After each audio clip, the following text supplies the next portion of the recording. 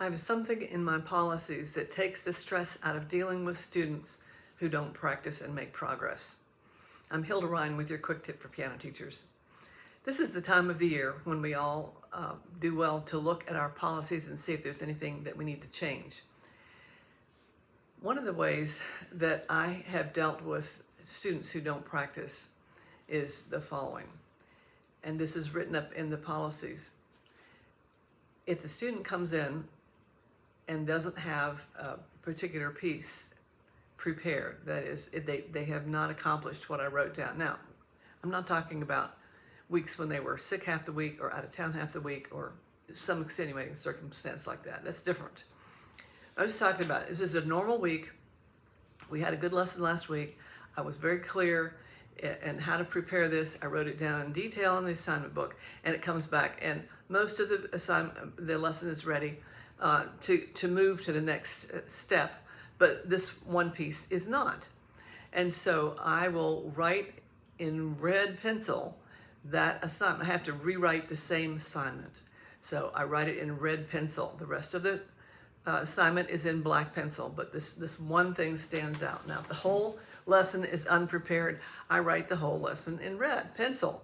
Now, what this does is it sends a visual signal to the student every single day they sit down to practice. I better get this. I better practice smart. I better make progress before my next lesson. It alerts me when they come back that this was an issue last time. It is also a very easy way for the parents to check up on how their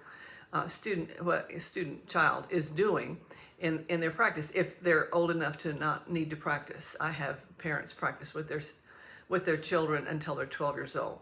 But after that, then all they have to do is look at the assignment book, glance at it. If there's no red, they're doing fine.